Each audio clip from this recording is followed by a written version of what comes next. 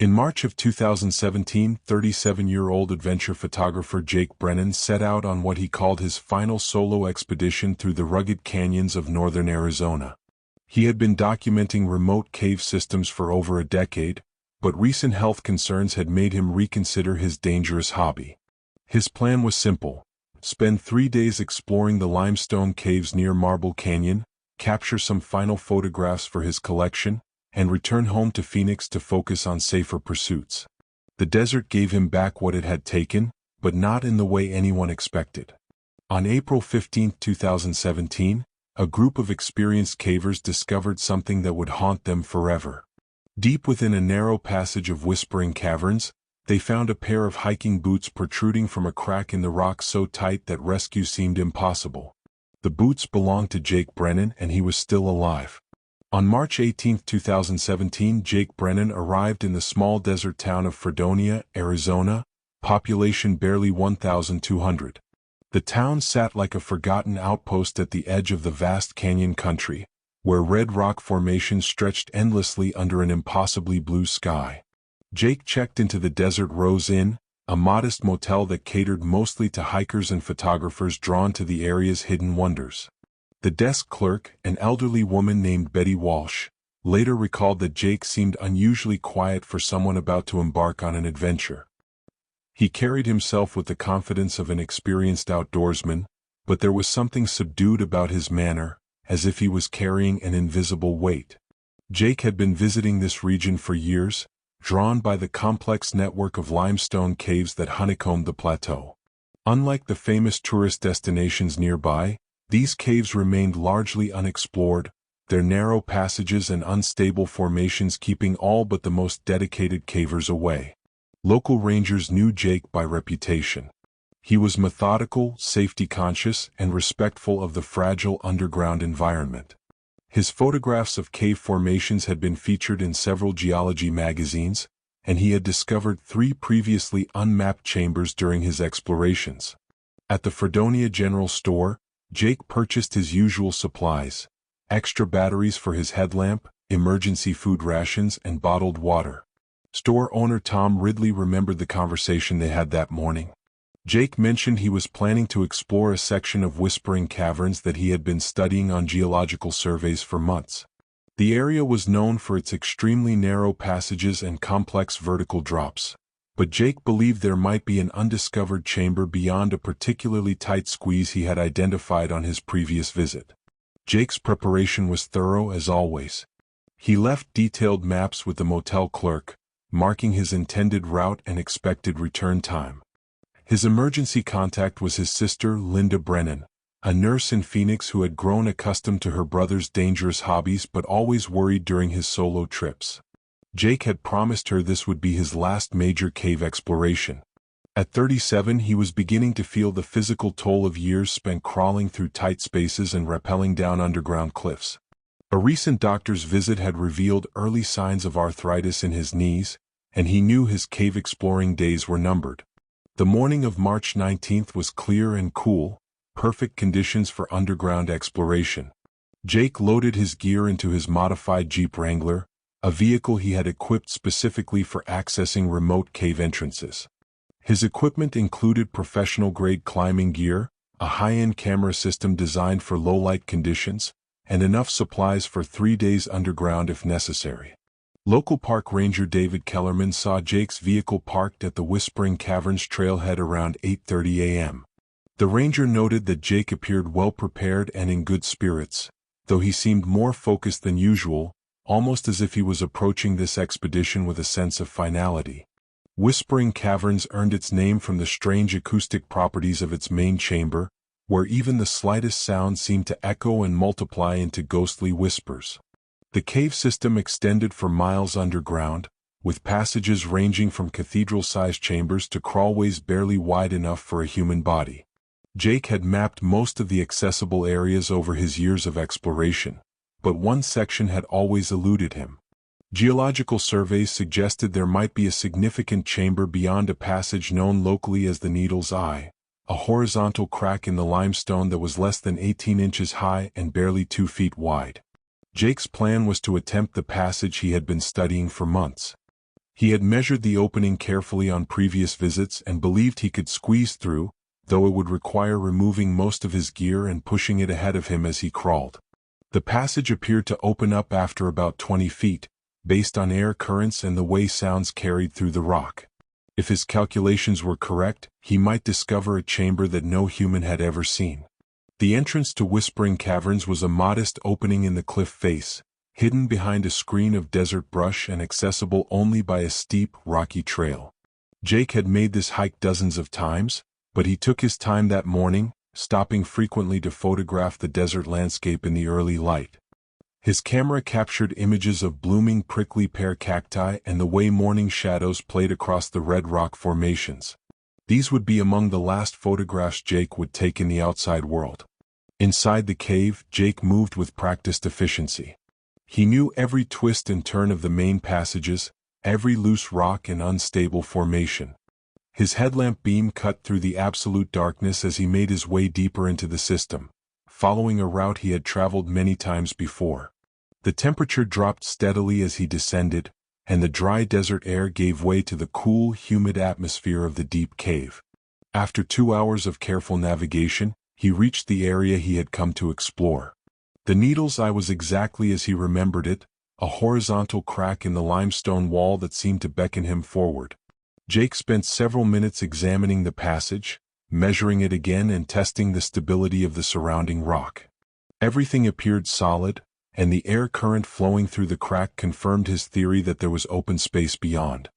He began the careful process of removing his gear, keeping only his headlamp, a small camera, and emergency supplies that he could push ahead of him through the narrow opening. Jake's final radio check with the surface was logged at 2:47 p.m. on March 19th. He reported his position and his intention to attempt the passage, estimating that he would either emerge on the other side within an hour or retreat if the way proved impassable. His voice was calm and professional, showing no sign of the anxiety that might have been expected before such a dangerous undertaking. The radio crackled with static as his signal faded, and then there was silence. What happened next would only be pieced together weeks later, through careful analysis of the scene and Jake's own account of his ordeal. He had successfully entered the needle's eye, pushing his gear ahead of him as he crawled forward on his belly through the narrow passage.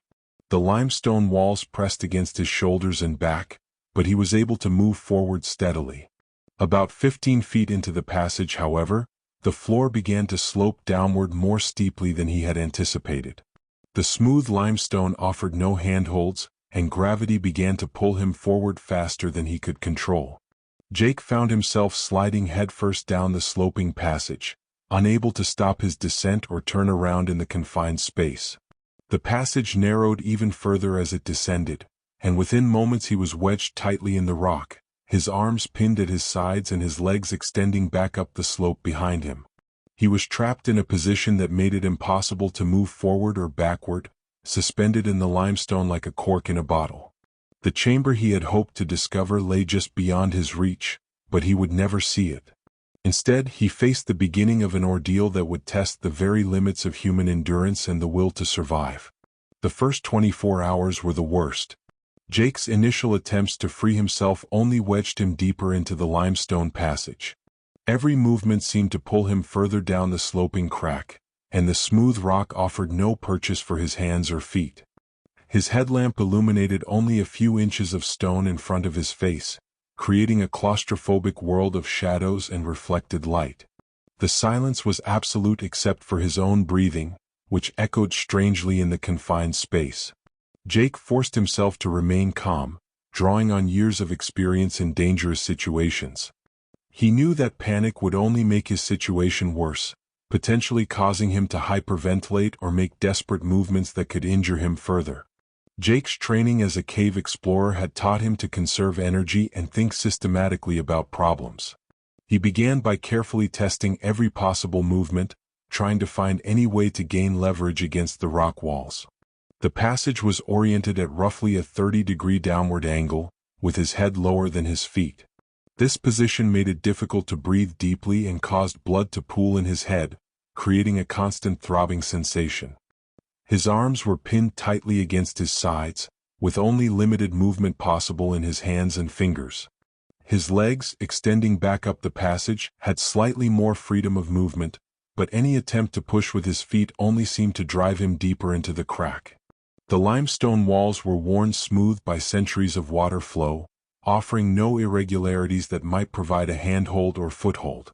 Jake realized that the passage had been carved by an ancient underground stream, which explained both its smooth surfaces and its deceptive slope. What had appeared to be a manageable crawlway from the entrance was actually a natural trap, designed by geology to capture anything that entered it. The irony was not lost on him that his years of cave exploration had led him to this perfectly engineered prison. As the hours passed, Jake began to understand the full scope of his predicament. The passage was too narrow for him to turn around, too smooth for him to climb back up, and too steep for him to maintain his position without sliding further down. His radio was in his backpack, which he had pushed ahead of him and was now somewhere beyond his reach in the darkness below. Even if he could reach it, the radio signal would never penetrate the thick limestone to reach the surface. He was completely cut off from the outside world, trapped in a space barely larger than his own body. The physical discomfort began almost immediately. The awkward position put tremendous strain on his neck and back, and the constant pressure of the rock walls against his ribs made breathing labored. His legs, elevated above his torso, began to tingle as circulation was restricted. Jake tried to shift his weight periodically to relieve the pressure, but any movement risked sliding him deeper into the passage.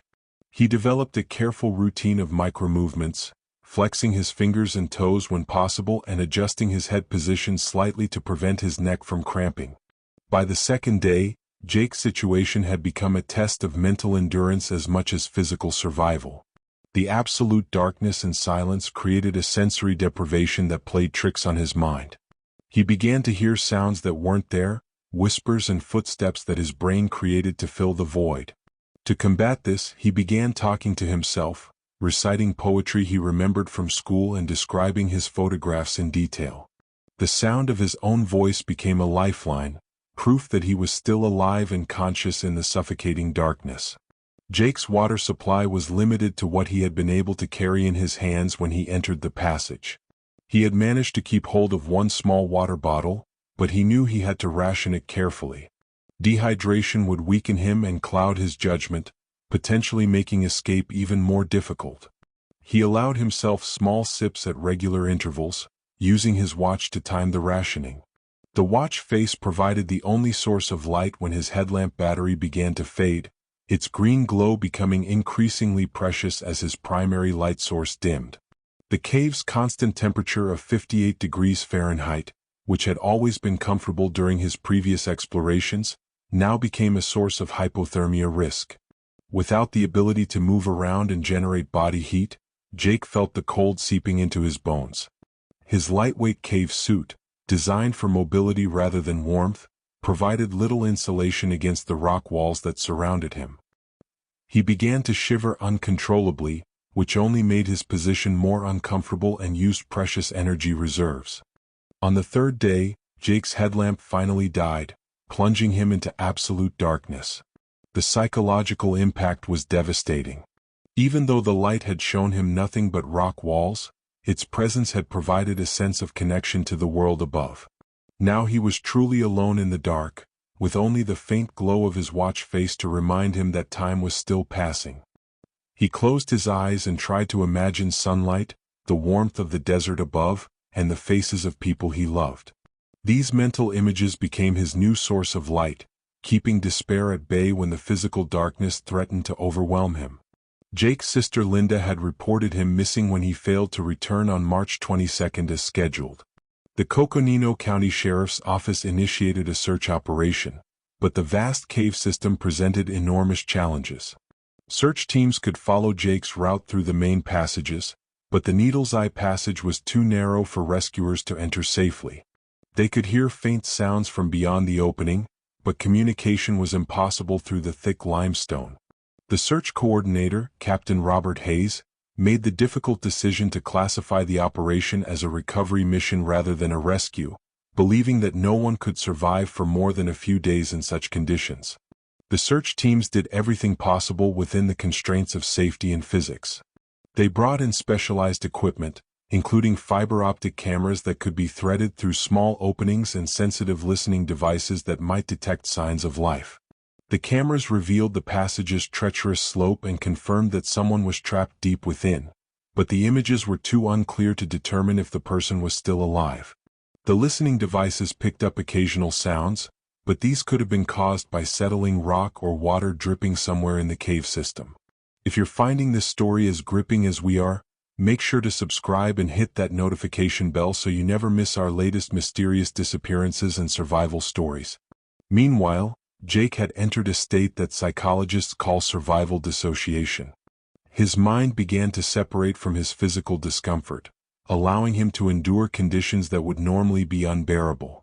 He developed elaborate mental routines, planning future photography expeditions in minute detail and composing letters to his sister that he hoped someday to actually write. These mental exercises kept his brain active and prevented him from slipping into despair or delirium. The most challenging aspect of Jake's ordeal was not the physical discomfort or even the fear of death, but the crushing boredom and sensory deprivation. Hours stretched into days with no external stimulation except the constant pressure of rock against his body. He began to lose track of time, unsure whether he had been trapped for days or weeks. His watch helped maintain some sense of temporal reality, but the endless darkness made every hour feel like an eternity. Jake discovered reserves of mental strength he never knew he possessed, drawing on memories of his happiest moments to sustain him through the darkest hours of his imprisonment in the stone. By the end of the first week, Jake's body had begun to adapt to his impossible circumstances in ways that defied medical understanding. His metabolism had slowed dramatically, allowing him to survive on the minimal water he had managed to conserve and the few energy bars he had squeezed into his pockets before entering the passage. His breathing had become shallow and efficient, maximizing the limited oxygen available in the narrow space.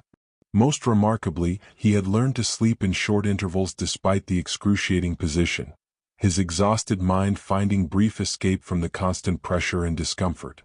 The limestone passage had become Jake's entire universe, a world measured in inches rather than miles. He had memorized every texture and contour of the rock surrounding him, every slight variation in the stone's surface that his fingers could reach.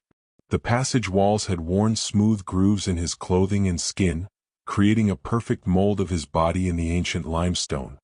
His cave suit had torn in several places, and he could feel the cool rock directly against his skin. The sensation had become oddly comforting, a constant reminder that he was still alive and capable of feeling. Jake's mental state fluctuated between periods of clarity and episodes of delirium brought on by dehydration and oxygen deprivation. During his lucid moments, he continued his mental exercises, reciting every poem he could remember and reconstructing his favorite photographs in precise detail. He mentally wrote letters to his sister Linda, telling her about his experiences and apologizing for the worry he was causing. These imaginary conversations became so vivid that he sometimes spoke aloud, his voice echoing strangely in the confined space. The hallucinations began on the 8th day. Jake started seeing lights that weren't there, brief flashes of color in the absolute darkness that his oxygen-starved brain created to fill the sensory void. He heard voices calling his name, sometimes his sister's voice, sometimes the voices of fellow cavers he had known over the years. The sounds seemed to come from deeper in the cave system, just beyond his reach, and he found himself straining to listen for responses to his own calls for help. These auditory hallucinations were so convincing that he often shouted until his throat was raw, believing that rescue was just moments away. Above ground, the search operation had officially ended after 10 days, but Captain Hayes had quietly authorized continued monitoring of the cave system. A small team of volunteers, including several of Jake's fellow photographers and cave explorers, maintained a presence at the cave entrance. They had rigged a simple communication system, dropping weighted strings through cracks in the limestone and listening for any sounds that might indicate life below. The effort was largely symbolic, as everyone understood that survival beyond a week in such conditions was virtually impossible. Jake's sister Linda had remained in Fredonia throughout the search, staying at the same motel where her brother had spent his last night above ground. She visited the cave entrance daily, sometimes sitting for hours at the opening to the Needle's Eye passage, talking to the darkness in case her brother could somehow hear her voice. The local community had rallied around her, providing meals and emotional support, but everyone struggled with the helplessness of the situation. The cave had swallowed Jake as completely as if he had vanished from the earth, leaving behind only questions and grief. The physical toll on Jake's body was becoming severe. His muscles had begun to atrophy from the enforced immobility, and his joints ached constantly from maintaining the same position for days. Pressure sores had developed where his body pressed against the rock, and he could feel his strength ebbing with each passing hour. His water had run out 3 days earlier, and he was surviving on the small amounts of moisture he could collect from condensation on the cave walls.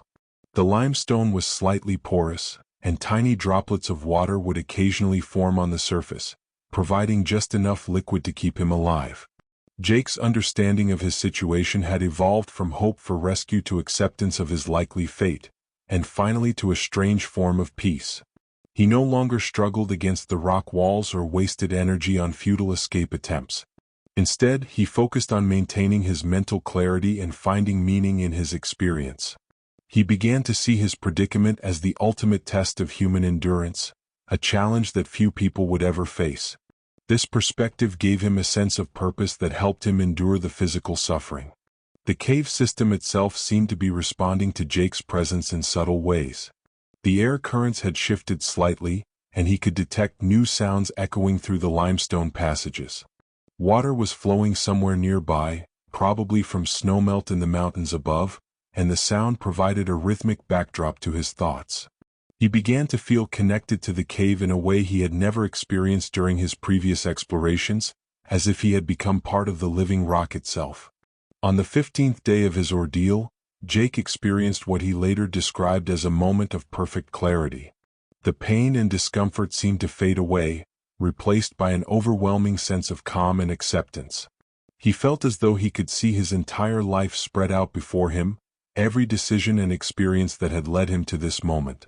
The cave no longer felt like a prison but like a cocoon, a place of transformation where he was discovering aspects of himself that he never knew existed. This spiritual experience sustained him through the darkest hours of his imprisonment. Jake's survival had become a matter of pure willpower and the body's remarkable ability to adapt to extreme conditions. His heart rate had slowed to conserve energy, and his breathing had become so shallow that he sometimes wondered if he was still alive. His sense of time had completely dissolved, and he could no longer distinguish between sleeping and waking, between reality and dreams. The boundary between his consciousness and the surrounding stone had blurred until he felt like he was becoming part of the cave itself.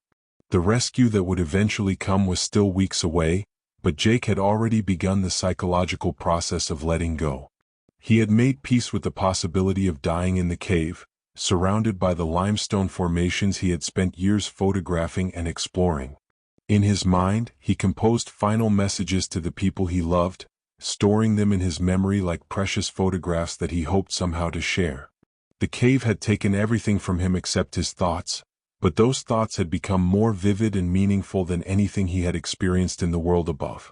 As Jake entered his 3rd week underground, his body had reached a state of suspended animation that medical science would later struggle to explain. He was surviving on resources that shouldn't have been sufficient to sustain human life, drawing on reserves of strength and endurance that seemed to come from somewhere beyond the physical realm. The cave had become his teacher, showing him the difference between existing and truly living, between the noise of the surface world and the profound silence that lay at the heart of all experience. The breakthrough came on April 12th, nearly a month after Jake had disappeared into the limestone depths.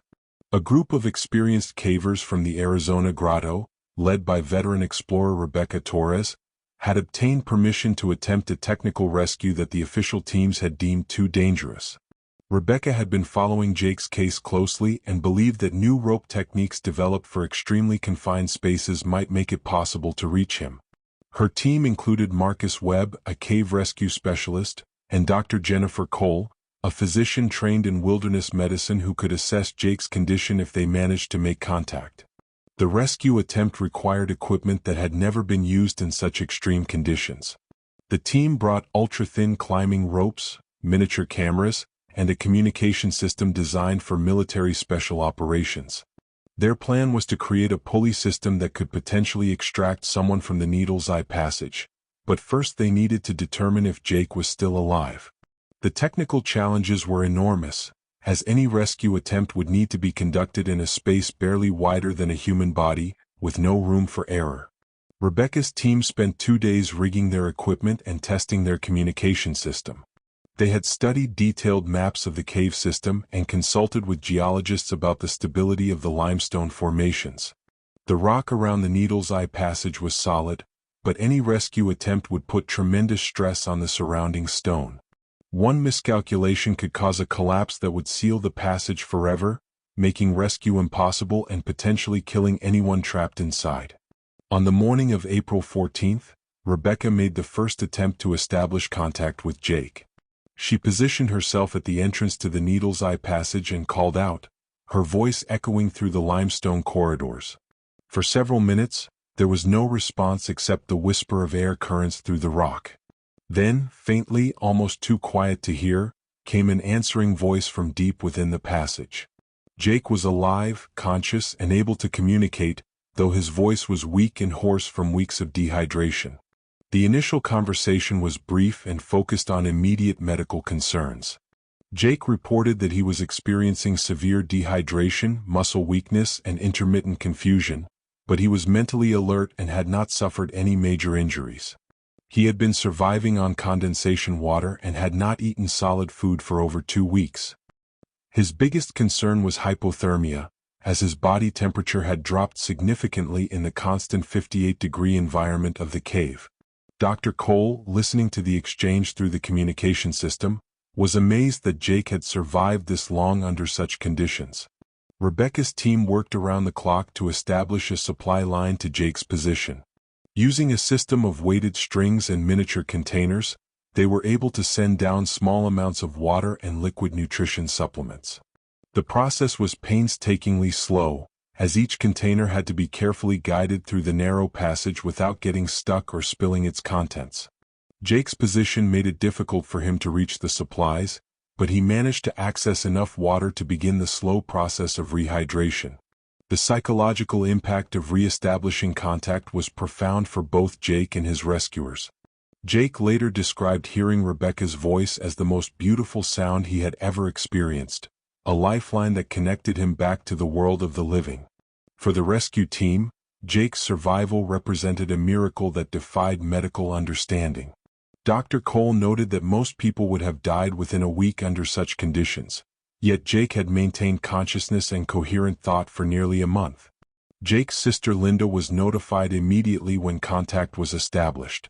She had never left Fredonia, maintaining a vigil at the cave entrance despite repeated suggestions that she return home.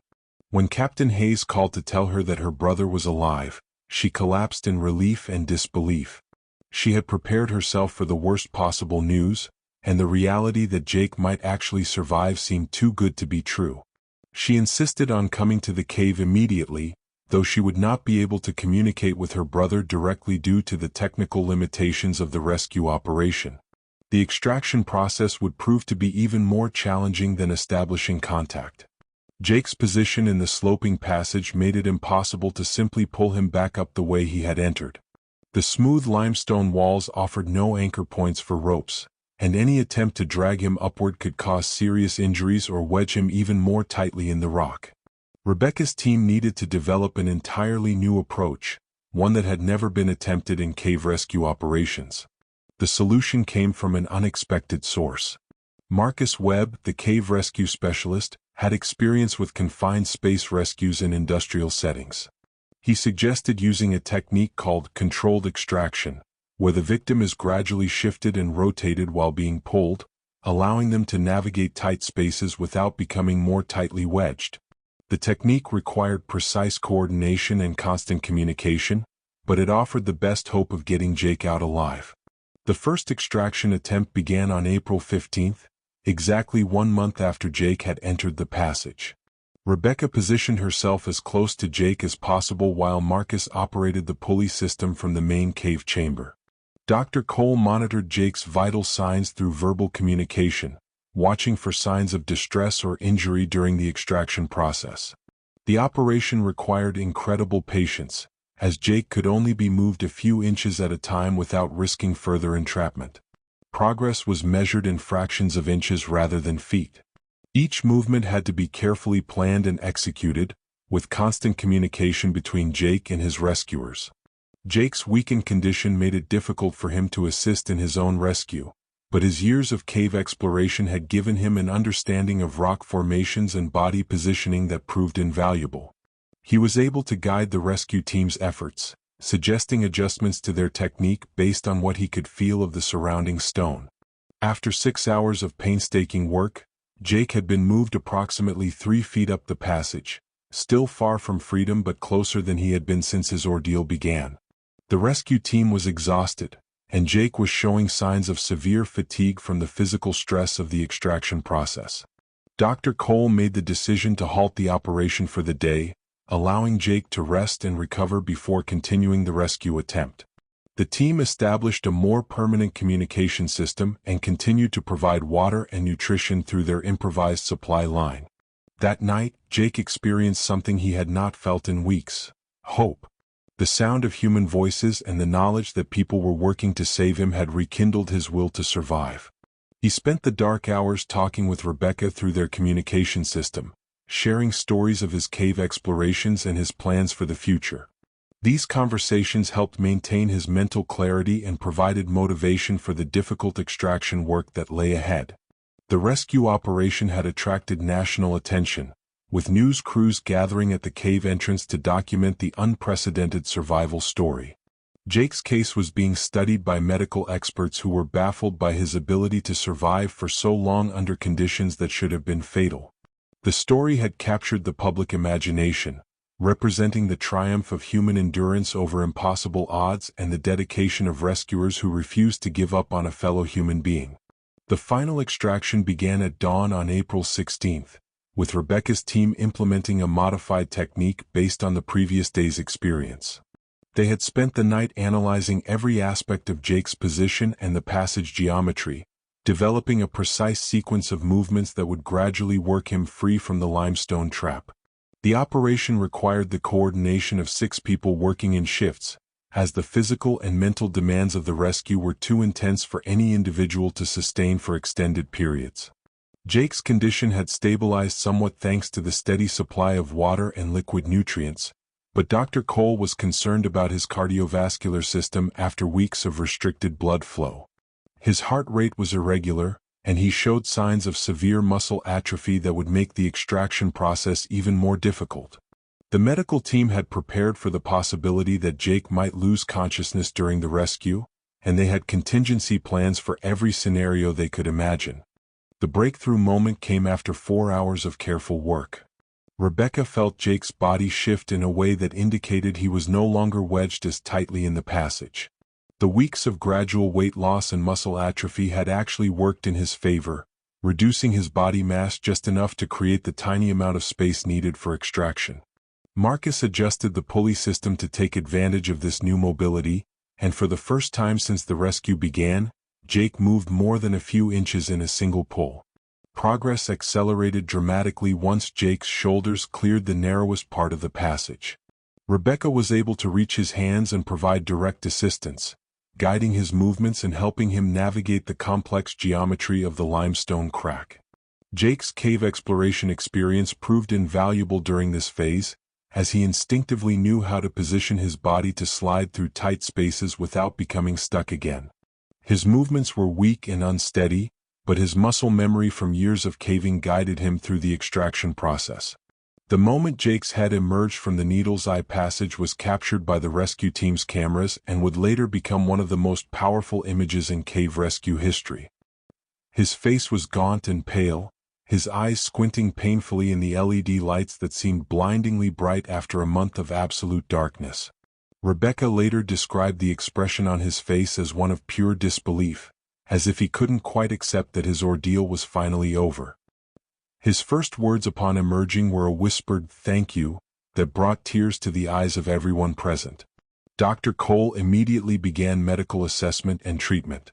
Jake's vital signs were weak but stable, and his mental state was remarkably clear considering his prolonged ordeal. His body temperature was dangerously low, and he showed signs of severe dehydration despite the water he had received during the rescue operation. Most concerning was his muscle weakness, which was so severe that he could not support his own weight or move his limbs without assistance. The medical team wrapped him in warming blankets and began the careful process of rehydration and stabilization. The journey to the cave entrance took nearly 2 hours, as Jake had to be carried on a specialized rescue stretcher through the narrow passages and vertical climbs of the cave system. The rescue team moved slowly and carefully, monitoring his condition constantly and stopping frequently to allow him to rest. Jake remained conscious throughout the evacuation, occasionally speaking in a weak voice about his experiences underground. He seemed most concerned about his camera equipment, which had been left behind in the passage and would never be recovered. Jake's emergence from Whispering Caverns was witnessed by dozens of people, including his sister Linda, news crews and members of the cave rescue community who had traveled from across the country to observe the unprecedented operation. Linda's reunion with her brother was emotional and private, conducted away from the cameras that had documented every other aspect of the rescue. She later described the moment as surreal, saying that Jake looked like a ghost of himself but that his eyes still held the same spark of curiosity and determination that had always defined him. The helicopter evacuation to Flagstaff Medical Center was Jake's first time in sunlight for over a month. The rescue team had prepared him for the sensory overload of the outside world, but nothing could have fully prepared him for the intensity of natural light and open space after his prolonged confinement.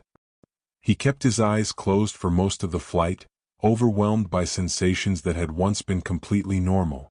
The medical crew continued monitoring his condition during the flight, noting that his body was slowly beginning to respond to the warming and rehydration treatments. Jake's hospitalization lasted 3 weeks, during which time he underwent extensive medical evaluation and rehabilitation. Doctors were amazed by his survival and recovery, noting that his case would likely be studied for years to come.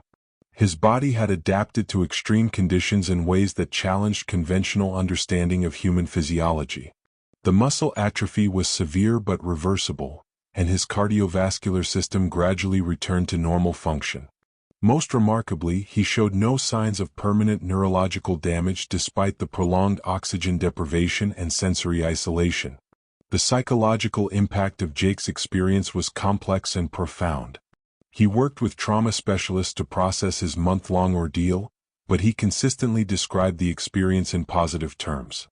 He spoke of discovering inner strength he never knew he possessed and of achieving a level of mental clarity that had eluded him in normal life.